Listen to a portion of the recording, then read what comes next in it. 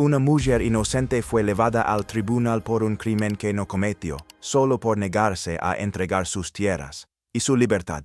Garrett Holbrook, poderoso y aparentemente intocable, usó la ley como su arma para silenciar a los más débiles. Pero el regreso inesperado de Jack Mason, su esposo dado por muerto, cambió el destino de todos. Y lo que ocurrió después sacudió a todo el pueblo. Porque la justicia, al fin, habló más fuerte que el miedo. El sol del mediodía caía sin compasión sobre el polvo rojo de Dust Hollow, un pueblo pequeño perdido entre colinas secas y rumores largos. Frente al tribunal, decenas de vecinos se amontonaban como si asistieran a un espectáculo de feria. Algunos llevaban sombrillas, otros solo sombreros. Nadie quería perderse el juicio que todos comentaban desde hacía días. Ella Reeves, viuda sola, enfrentándose a uno de los hombres más poderosos del territorio. Dentro de la sala, la madera crujía con cada paso. El calor parecía atrapado entre las paredes. En el centro, frente al estrado, ella permanecía de pie. No estaba esposada, pero el aire alrededor de ella pesaba como cadenas. Vestía un modesto vestido azul gastado, sin adornos. No llevaba acompañantes, ni abogado, ni siquiera un pañuelo con el que secarse el sudor. Solo sus ojos, firmes y claros, hablaban de una verdad que nadie más parecía dispuesto a decir en voz alta. Esa mujer es un peligro para la comunidad. Tronó el fiscal Arthur Madison, un hombre pequeño con voz grande, que caminaba delante del jurado improvisado como si recitara un guión memorizado. Atacó al señor Garrett Holbrook con intención de matarlo, y lo hizo sin provocación, sin sentido, sin respeto por la ley. Holbrook, sentado en la primera fila, no dijo nada. Sonrió, siempre sonreía, vestido con un traje blanco, botas relucientes, el sombrero descansando sobre su rodilla. Parecía más un senador que un ranchero, pero todos sabían que Holbrook no necesitaba gritar para controlar. Compraba respeto, compraba silencio, y cuando eso no bastaba, lo tomaba. Después de la desaparición de Jack Mason, esposo de ella y antiguo ranger, Garrett fue el primero en aparecer en su rancho. Le ofreció protección, le prometió mantenerla a salvo, como si fuera una oveja extraviada. Pero el tono de su voz, el brillo en sus ojos, hablaban de otra cosa, de posesión, de amenaza disfrazada. Ella se negó, y una semana después, apareció la acusación, intento de asesinato. El arma fue jalada cerca de su establo. Siguió Madison, mostrando un envoltorio de cuero viejo. Su juela, su tierra, su venganza. La sala estalló en murmullos. Algunos negaban con la cabeza, otros susurraban que ella siempre fue rara reservada, como si eso bastara para condenarla. Nadie preguntó por qué Holbrook tenía tanto interés en ese terreno. Nadie preguntó por qué los testigos que querían hablar a favor de ella se marcharon del pueblo, de la noche a la mañana.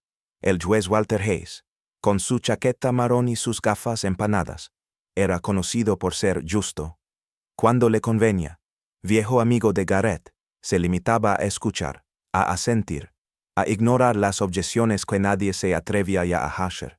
Él la seguía en silencio. Sus manos temblaban, pero no por miedo, por rabia contenida, por la impotencia de saberse acorralada, y aún así no bajar la cabeza. Una mujer en la banca rompió al llorar en voz baja, otra cerró los ojos, y los hombres guardaban silencio. Algunos por duda, la mayoría por cobardía. El fiscal terminó su alegato con teatralidad. Señoría, si permitimos que esto quede impune, abriremos las puertas al caos.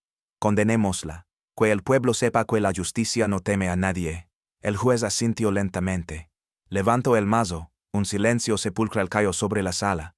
El tribunal ha decidido que el sonido de ese mazo iba a selar no solo el destino de una mujer, sino la decencia de todo un pueblo. Y justo cuando iba a caer, el mazo del juez ya estaba en el aire, una fracción de segundo más, y el sonido de la condena caería como piedra sobre el pecho de ella. Pero entonces, ¡pam! Un estruendo seco, metálico resonó en toda la sala. Las puertas del tribunal se abrieron de golpe, golpeando la pared con fuerza. Todos se giraron. El silencio se volvió total. Podría haberse oído caer una agulla sobre la madera. Allí, enmarcado por la luz del sol y el polvo que entraba como una nube dorada, se recortaba la figura de un hombre alto, vestido de negro, con sombrero bajo, barba de varios días y unos ojos que parecían ver a través de las personas, dio un paso, luego otro. Sus botas resonaban como latidos sobre el suelo. Jack Mason, susurró alguien desde el fondo. El nombre se deslizó entre los bancos como un eco antiguo. El mismo Jack Mason, legendario rastreador del ejército, pistolero temido, desaparecido hacía 2 años. Habían dicho que murió en un tiroteo en El Paso, que su cuerpo jamás fue jalado, que lo enterraron los bandidos, o las arenas del desierto, pero allí estaba, vivo, sólido, con una mirada que no aceptaba preguntas, y más que eso, él era el esposo que ella había llorado en silencio cada noche desde que lo perdió, el que se había ido sin dejar rastro, el que ahora cruzaba la sala del tribunal como si el destino mismo lo hubiera devuelto al mundo en el momento exacto. Jack se detuvo frente al estrado, se quitó el sombrero lentamente. Su voz fue profunda, clara y definitiva. Esa mujer no está sola. Todos contuvieron el aliento, incluso el juez, incluso Holbrook. Ella es mi esposa, continuó Jack, y vengo a demostrar su inocencia. Los ojos de ella se llenaron de lágrimas, pero no de debilidad, de pura incredulidad, de alivio feroz. Lo miró y durante un segundo, el mundo desapareció. Solo quedaban los dos, unidos por algo que ni el tiempo ni la traición habían roto.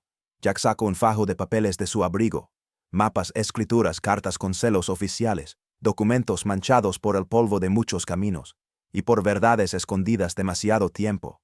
Estos papeles, dijo, tendiéndolos al juez, muestran cómo Garrett Holbrook falsificó registros de propiedad, cómo sobornó a empleados del condado, cómo se adueñó de tierras de viudas, ancianos y gente que no podía defenderse.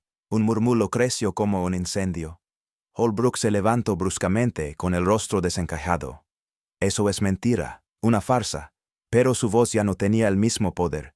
El juez, que hasta ahora había evitado el contacto visual con ella, tomó los documentos con manos visiblemente temblorosas. Empezó a leer.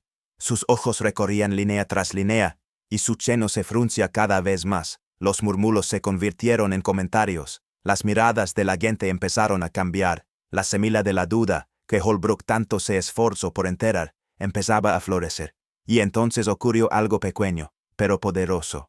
Ella sonrió. No era una sonrisa de victoria, ni de revancha. Era algo mucho más profundo, una chispa de esperanza, una emoción que no sentía desde que enterró la ropa de Jack sin tener cuerpo que velar. Desde que miró la tierra seca de su rancho y supo que nadie vendría a ayudarla. Desde que escuchó la celda quedarse detrás de ella con ese sonido hueco de soledad. Ahora frente a ella, el hombre que amaba había regresado, no como un fugitivo, sino como un testigo, como una espada, como verdad viviente. Dust Hollow ya no era el mismo. Algo había cambiado, y aunque la justicia aún no se había pronunciado, por primera vez, ella no estaba sola. Las siguientes horas en el tribunal fueron intensas.